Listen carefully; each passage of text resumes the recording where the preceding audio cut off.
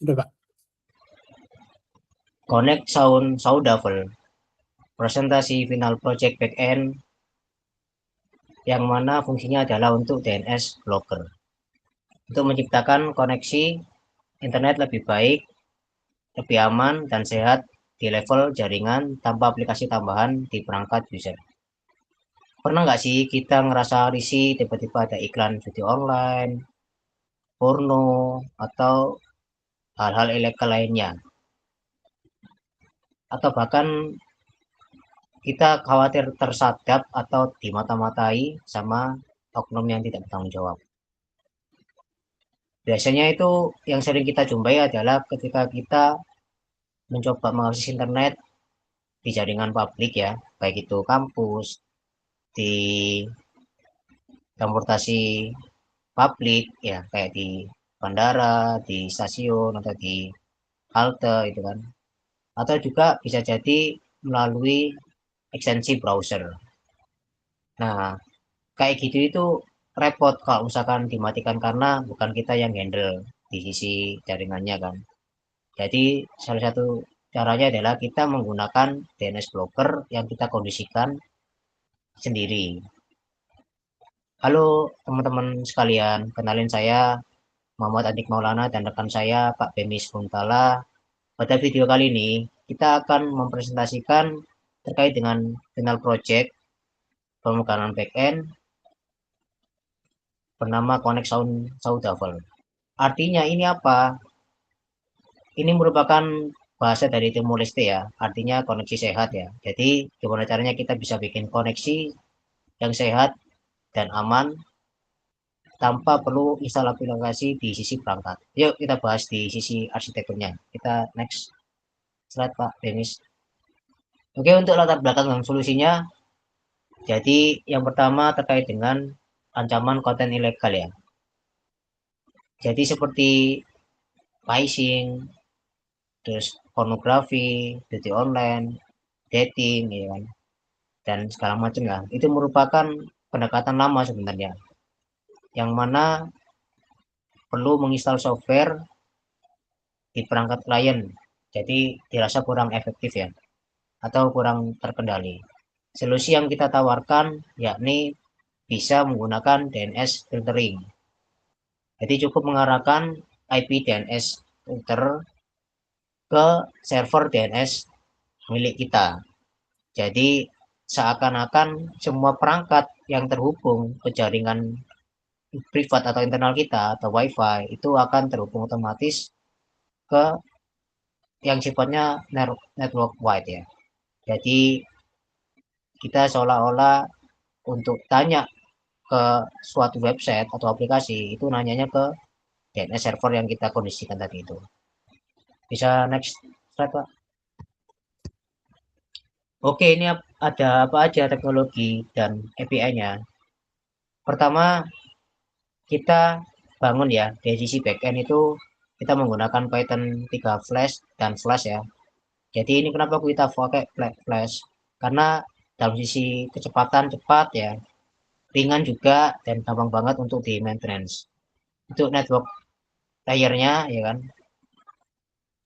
kita membangun custom DNS server ya.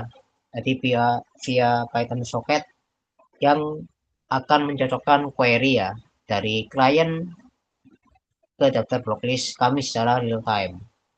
Terus terakhir adalah terkait dengan database-nya. Database-nya sendiri kami buat supportable mungkin ya. Jadi menggunakan SQLite, Tree, jadi nggak butuh setup server database eksternal yang berat.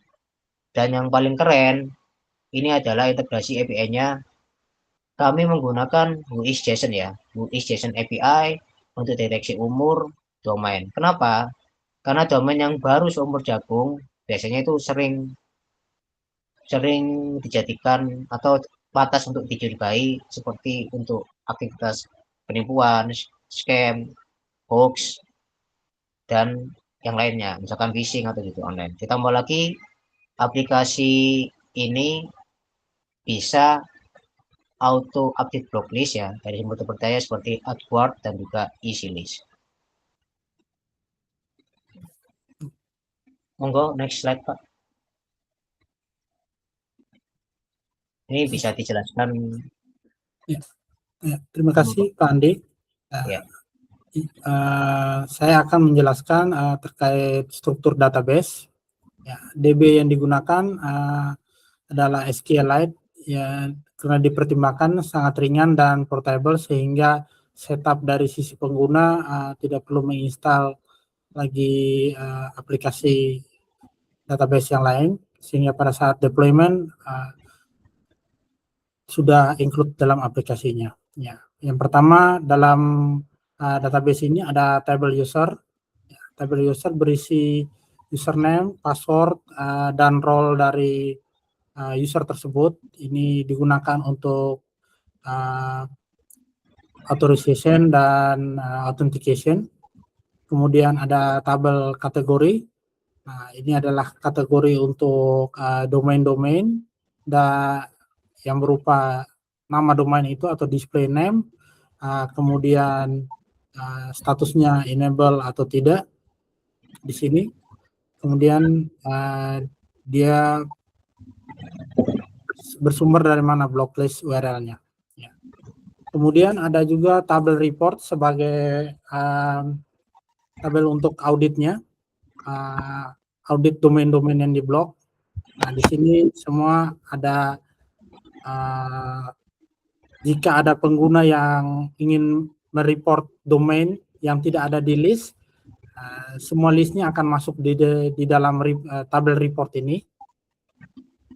Kemudian nanti akan direview oleh admin. Nah, kemudian ada DNS log. Nah, ini adalah sebagai log untuk melihat DNS apa saja yang diblok di sini, di sistem connection saudara. Ya. Lanjut, next slide. Ya. Keamanan dan otoritas. Ya, di sini untuk keamanannya, passwordnya dihash menggunakan SHA-256 dengan kombinasi salt acak 16 byte dan paper status, mencegah serangan rainbow table. Kemudian ada juga otorisasi RBAC untuk access control menggunakan custom middleware decorator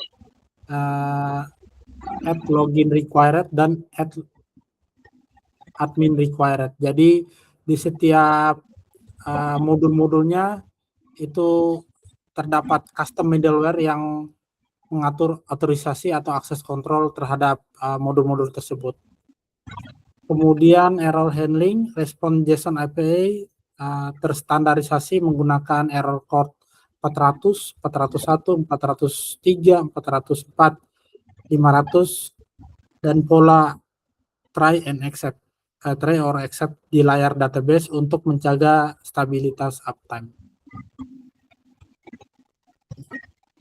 Next. Ya. Jadi saya jelaskan sedikit ya. Nanti sekalian ditemukan di akhir. Jadi untuk yang bagian slide terkait dengan UI atau antarmuka aplikasi, bagian pertama terkait dengan login ya. Login, proses login itu kan ada autentikasi sama otorisasi. Halaman login ini kita buat seminimalis mungkin. Jadi loginnya itu sudah di hash ya, sudah seperti tadi yang dijelaskan sama Pak Bemis, SHA-256. Oke, untuk registernya juga sama ya, bagi yang belum daftar akunnya tinggal daftar aja, nanti otomatis perlu untuk otomatis bisa login berikutnya. Oke, mungkin untuk dashboard utama ya. Dashboard utama itu kalian bisa melihat ya, summary atau ibaratnya semua laporan-laporan penting ya yang ditampilkan di dashboard biar orang itu pertama kali buka website itu, apalagi admin ya, admin pertama kali buka website itu bisa langsung lihat statistik secara real time, misalkan berapa domain yang terblokir hari ini, misalkan juga berapa banyak domain database domain yang masuk list blacklist misalkan, terus bisa masuk bisa sampai ke ranking ya, top 10 domain yang sering diakses itu sama user gitu. Oke, mungkin lanjut Pak Bemis ya. untuk Ya. berikutnya. Berikut saya akan demokan. Ya. Ini adalah halaman untuk loginnya. Jadi pertama saya akan mendemokan login terlebih dahulu.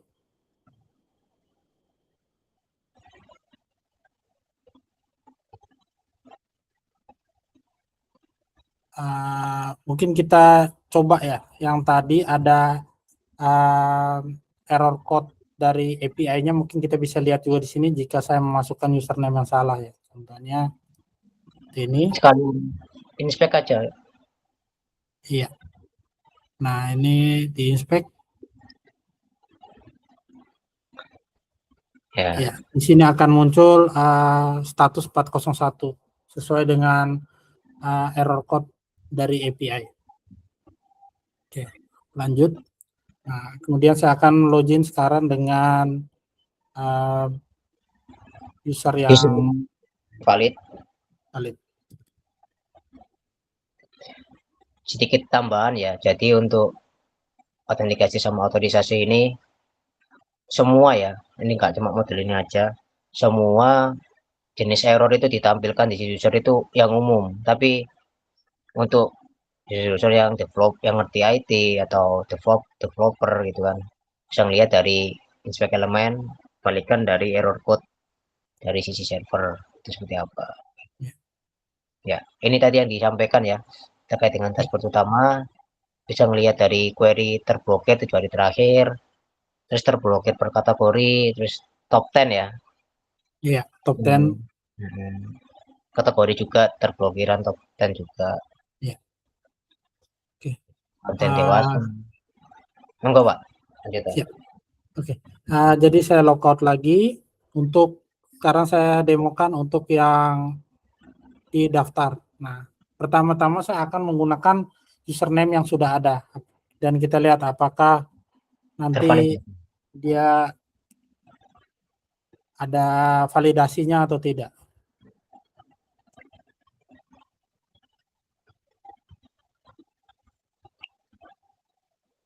Ya, di sini dia mengatakan username sudah diambil dan untuk error code-nya sendiri sama ya, 401.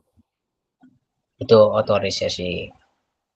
Jadi untuk otorisasi sama validasi input ya sudah dilakukan. Selain ini juga terkait dengan password ya, 6 karakter juga ada validasinya juga.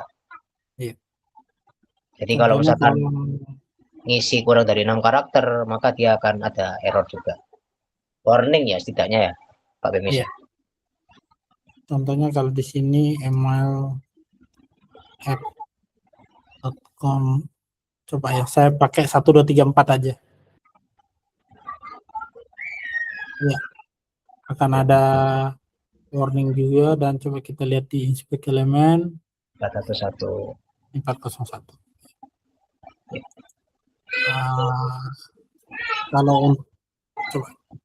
Kalau untuk email, coba saya cek ya. Kita pakai email tapi tidak ada add gitu. Ya, dia kali ini langsung di form validasinya sih. Iya, field inputnya langsung di validasi kalau itu harus email gitu kan. Kalau password juga type-nya password gitu. Jadi nggak sekedar password tapi bukan type-nya password, bisa diisi angka atau apa yang nggak ada. Iya. Oke, itu ya untuk sisi fitur login ya.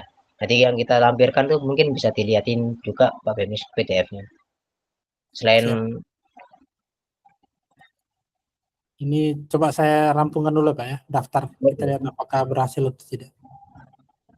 Oke, registration submit. Nah, ini biasanya nunggu admin approval juga. Jadi setiap user yang register tidak selamanya langsung di ACC. Kalau kita melihat di sini, bagaimana Pak ya? Kalau itu belum ada Pak, jadi cuma perwakilan saja. Oh iya, siap. Oke. Iya. Selanjutnya itu masuk ke pengetesan update data itu. Tapi sama waktu itu saya ambil sampel untuk DNS itu. Berarti saya ngajukan report DNS, terus di ACC ya, maka dia akan update data gitu. Oh ya. Sambil kita tunjukkan juga untuk approve usernya, Pak ya. Oke, nanti sekalian update case, update data di sisi user ya. Siap. Ya. Di user management. Nah, ini kita bisa menyetujui user yang baru registrasi.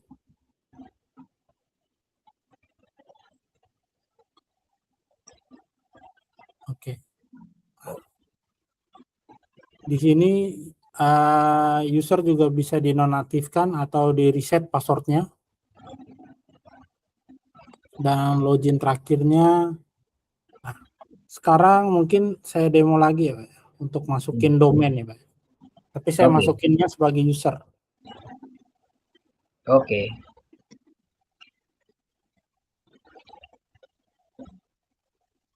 Nah, di sini memang menunya lebih sedikit karena ini hanya user. Saya submit report. Coba saya masukin X.com. ya. Elon Musk. Anti X Elon. Disclaimer ya, ini hanya untuk testing. Ya, hanya untuk Jadi testing. Betul. masing-masing negara punya kebijakan masing-masing ya. Ya. Oke, di sini DNS-nya akan ada notifikasi untuk laporan terkirim. Nah, ini di My Report ini statusnya masih pending ya. Jadi belum bisa, ini X.com-nya tidak serta-merta langsung di blok gitu. Sekarang saya logout lagi, saya login sebagai admin.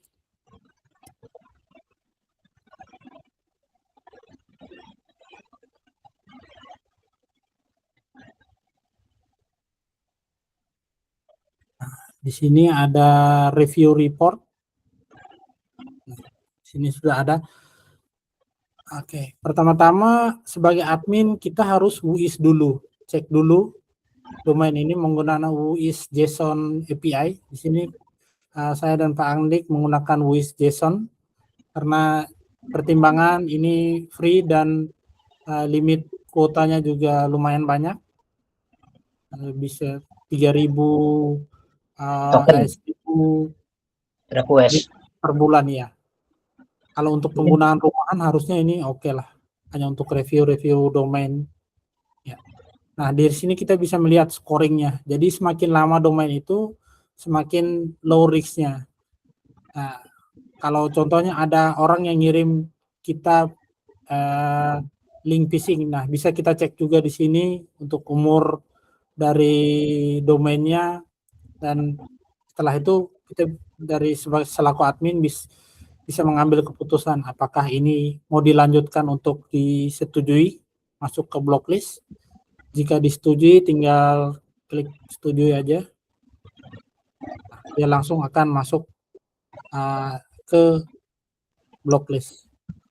Untuk mengetes apakah ini benar-benar sudah masuk ke blacklist ini sebetulnya ada dua cara. Pertama, cara yang paling gampang adalah kita langsung aja di browser ketik x.com. Oh, ini masih bisa ya. Ntar. DNS-nya mungkin perlu diarahkan dulu, Pak. Saya masih connect VPN, Pak. Bentar. Oh iya. Ya, Oke.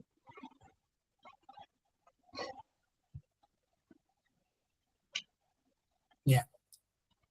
Nah, sekarang ini sudah terblokir ya harusnya.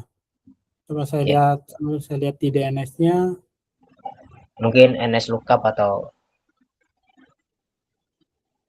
Iya. Di DNS-nya saya pakai DNS yang langsung ke DNS Connect Sound Saudavel. Pakai IP public. Oke. Kalau untuk NS lookup-nya, nah ini bisa kita NS lookup x.com. Nah, nanti dia langsung akan redirect bukan ke alamatnya IP-nya x.com, tapi ke alamatnya Connection Soundable, IP lokalnya. Nah, tapi kalau query contohnya google.com. Nah, ini karena tidak masuk blacklist, dia akan menampilkan IP-nya Google. Jadi query-nya sukses.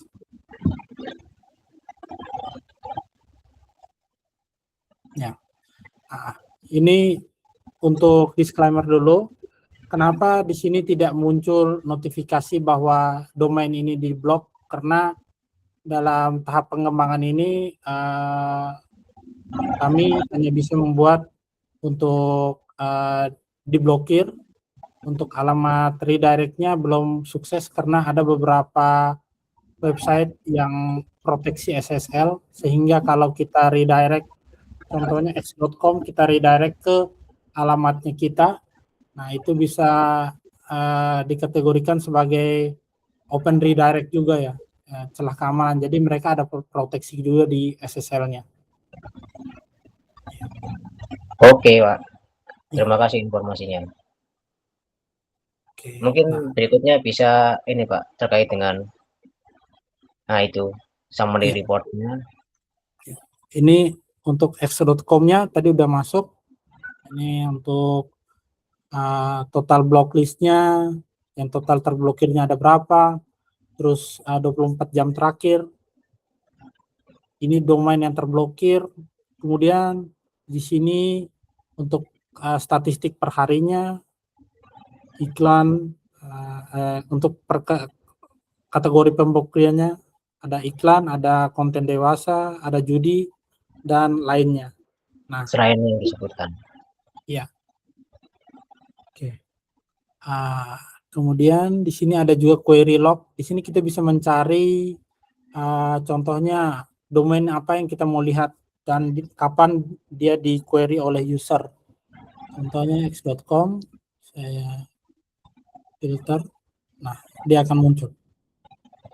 Ini kita bisa melihat yang terblokir berdasarkan kategori dari tanggal berapa sampai tanggal berapa. Di sini ada semuanya. Mantap. Kemudian sedikit perkenalan terkait yang API-nya tadi. Nah, kita di sini ada untuk source blokir listnya kita pakai dari AdTracker. Kemudian di sini ada di sini. Kemudian gamblingnya. Kemudian adult kontennya. Nah, ini semua bisa diperbaharui secara antarmuka. Kemudian, nah yang paling penting adalah integrasi WHOIS JSON-nya. Untuk WHOIS-nya ini kita pakai API key. Nah, ini karena API key-nya sudah terkonfigur, API key-nya sudah di-encrypt juga, jadi kita nggak bisa lihat di sini. Tapi kalau sudah konfigur, berarti sudah bisa menggunakan WHOIS-nya. Mungkin bisa dilihatkan dokumentasi WIS JSON-nya Pak. Oh ya, Sekilas. untuk API key-nya Pak ya? Apa? Kayak request-nya gimana gitu. Di Oh ya, websitenya JSON atau di PDF-nya mungkin. Laporan kita. oh ya. Hmm.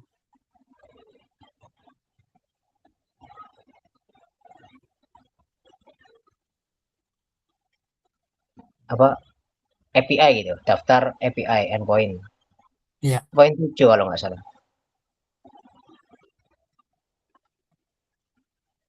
Nah itu. Ini Pak. Ya, jadi di sini WHOIS kita pakai ada dua endpoint. Nah, itu WHOIS ya untuk di reporting.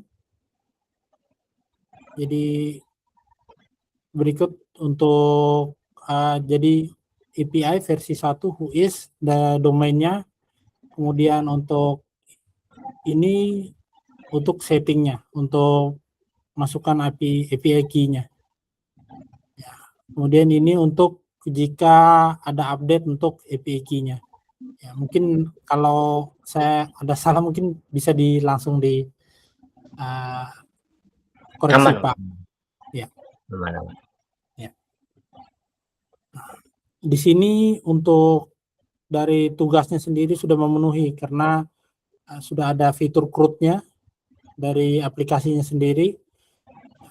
Ada fitur read, ada fitur create, Update. fitur update dan delete. Kalau update bisa pakai put ya, untuk read pakai get, add pakai post itu. Jadi Ya. sudah memenuhi semua. Jadi ini sedikit tambahan kalau di aplikasi atau di mata kuliah pemrograman backend ini kita ada penerapan 2 API ya. API yang kita buat sendiri ya, sama API dari WHOIS untuk DNS query terkait dengan scoring usia suatu domain untuk membantu kita menentukan apakah website ini tergolong website yang mencurigakan atau terisi dengan terkait dengan scam, Ya. hoax, ilegal atau yang lainnya, iklan. Jadi kita sudah mencoba untuk memenuhi dari persyaratan dari tugas final project ini. Ya. Itu mungkin ya kalau dari saya, Pak. Mungkin ada lagi yang kelewat, Pak.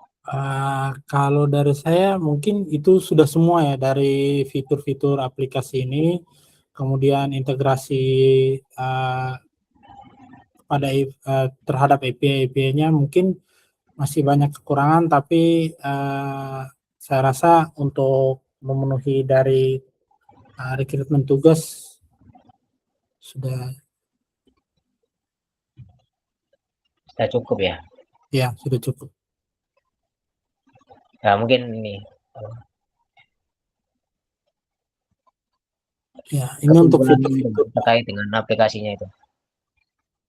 Ada apa aja itu, penjelasan fitur secara Fiturnya ringkas. ini ya seperti yang tadi DNS based content blocking, manajemen kategori dan auto update blocklist melalui setting. Kemudian ada dashboard statistik, di dalamnya ada chart CS juga. Kemudian ada query log dengan auto refresh, sistem pelaporan domain untuk crowdsource reporting, kemudian whois lookup dan risk scoring. Kemudian untuk manajemen pengguna serta approval workflow-nya. Di sini juga dia ada multibahasa, walaupun yang ditampilkan sekarang adalah bahasa Indonesia. Kemudian untuk temanya di sini ada tema dark dan light, jadi bisa disesuaikan dengan pengguna. Ya, kenyamanan pengguna. Dan mungkin satu yang terlewat ya Pak ya, untuk Tampilan mobile. Tampilan mobile, betul. Ya. Jadi di responsif. sini juga sudah sangat responsif ya untuk admin panelnya. Ya. Di sini bisa dilihat. Nggak sampai ada yang meluber. Mungkin diganti mungkin Pak, coba dimensinya yang atas sendiri itu. Gimana? Dimension responsifnya. Nah itu. Ya. Nah, jadi sudah support untuk menjauh support untuk semua jenis perangkat ya. Perangkat ya. Nggak sampai meluber ke kanan atau overflow gitu kan, atau tumpang tindih. Gitu. Jadi kita buat senyaman mungkin di sisi user. Harapannya nggak cuma di proyek ini ya, supaya bisa dimanfaatkan. Misalkan untuk pribadi lah, misalkan saya nggak cocok nih blokiran dari sisi ISP atau dari sisi pemerintah, Komdigi atau apa gitu kan. Mungkin saya mau blokir sendiri, itu bisa pakai ditembak ke DNS server kita sendiri gitu. Tapi tergantung kebijakan dari ISP masing-masing ya. Misalkan ISP masing-masing nggak mau kalau diarahin ke domain luar, DNS server luar ya nggak bisa juga diimplementasikan gitu. Tapi kebanyakan sih yang saya tahu masih bisa gitu, masih nggak terlalu ketat untuk ini Ya. gitu. Jadi ini untuk tadi yang disampaikan sama Pak Bemis itu crowdsource DNS content filtering gitu. Di pelaporannya bisa crowdsource, tadi kan ada crowdsource security founding macam gitu kan. Tadi ini untuk DNS ini Ya. sudah sangat bermanfaat kalau dari sisi saya pribadi. Semoga kedepannya bisa, mungkin balikin lagi Pak ke setnya. Semoga kedepannya bisa dimanfaatkan rame-rame ya buat teman-teman. Misalkan ini ada di proyek ini open source ya, ada di GitHub-nya Pak Bemis, di saya juga udah saya fork. Mungkin yang slide terakhir Pak, ada GitHub-nya, kita bisa lihat Ya, ya. ini untuk GitHub-nya bisa diklik. Mungkin nanti Jadi, kalau ada yang bisa berkontribusi atau bisa fork untuk nambahin apa yang kurang atau mungkin dari Pak Anas sendiri perlu menambahkan jika ada bug yang ditemukan, mungkin sangat berterima kasih untuk kontribusinya jika ada. oke, sekian presentasi dari kelompok kami, kelompok 1 ya. Kurang lebihnya mohon maaf. Saya akhiri. Assalamualaikum warahmatullahi wabarakatuh. Waalaikumsalam warahmatullahi wabarakatuh. Ya, terima kasih.